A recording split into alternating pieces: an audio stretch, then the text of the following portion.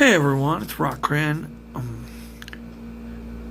I don't know if you guys watch music reaction channels, but lately I've been seeing a lot of them react to Blue Oyster Cult. And I don't know, they're pretty good. I like a few of their tunes, honestly. I mean, I'm not gonna shit on them. But it's like all at once. Like, they're taking notes from each other. I don't know if you've noticed this. Lost in Vegas, who I have subscribed to for a year for $10.08 on Patreon, they've done 2 Steely Dan songs in a row. Now, over at Jamel, aka Jamal, he did a ton of Steely Dan in a row. It was amazing. I was like, wait, how can you do this to your channel? I mean, not to say like Steely Dan sucks or anything. It's just like so much. And then, you look at Andy and Alex, now they're reacting to Steely Dan, and I'm like, wait. Now, I haven't watched their reactions. Jamel and Lost in Vegas, yeah. Now, maybe it's because I want to see how black people feel about the music from the 70s, the funky freaking music from the 70s. And, I don't care about a couple white boys discovering Steely Dan. I mean, it was bound to happen. That's rude. I mean, I don't know those kids, but I mean, here's the thing. Like, when a black guy hears Steely Dan, only if he's into hip-hop and rap and stuff, like, they recognize all the beats. They recognize all the samples, everything that was stolen from Steely Dan. And that's why I like watching them, because not only is Steely Dan an awesome band, but I wouldn't say modern day rappers, but back when they used to sample everything in the 90s, which was the best era of rap music to me, that's just to me.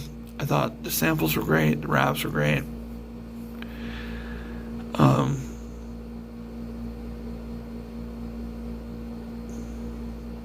They were swiping Steely Dan all the time, and nobody knew. Like, kids didn't know. Just the funkiest, fucking grooviest beats, and the kids didn't know. And now I watch Jamel, and he's like, I know that song. I've heard this in a rap tune. And there's other times he's like, dude, I've heard this at work. I have my headphones on most of the time, but like I take them off to like do something, and I've heard this song at work. Steely Dan is pervasive, for sure. And I'm not going to say anything bad about black guys not understanding music, because there's many black guys that have inspired me in my musical tastes and my musical talent. Billy Cobham, Chester Thompson, just to name a couple. It's not about their race, it's about their talent, And those guys are jazz fusion drummers, and they influence me a lot. Like, my little jazz setup is because of those guys. I know they play way bigger drum sets than I have, but inspiration doesn't mean copycat.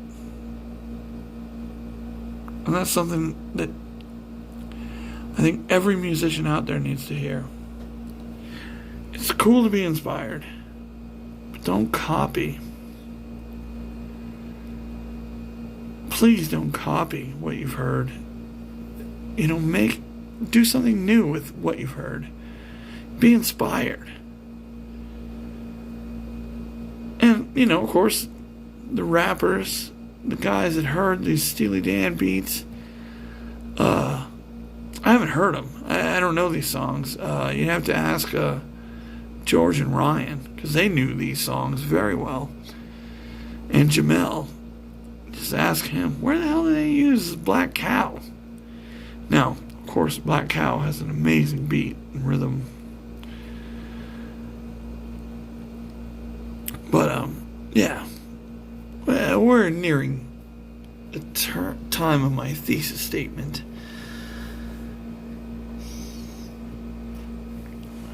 Music is rad. It doesn't matter who makes it. But if you're gonna, like, copy something, don't. But if you're gonna sample something and transform it, you know, like fair use says, you can take anything as long as it's transformative. That makes it fair use. Something like that. I know there's more laws to it, there's more rules to it, but I'm all for that. I mean, the Beastie Boys, Paul's Boutique album, has some of my favorite samples ever. You know, those shoes by the Eagles is totally, you know, it's totally in there. And the Eagles are the biggest blockers on YouTube. One of the biggest blockers on YouTube. And they wouldn't let you sample their music. But the Beastie Boys got away with it back in like 1991. Something like that. Paul's Boutique.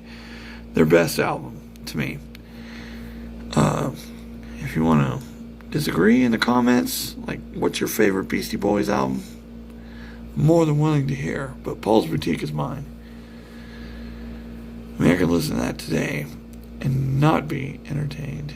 Or not be entertained. Something like that. Anyhow, there's a way to do things right. There's a way to do things wrong. Inspiration is a good thing. Copying is a bad thing. This is another music journey with Kipster and Rock Corinne. I want you all to stay safe. I want you all to be healthy. And I want you to stop copying what you've heard. Be inspired by it.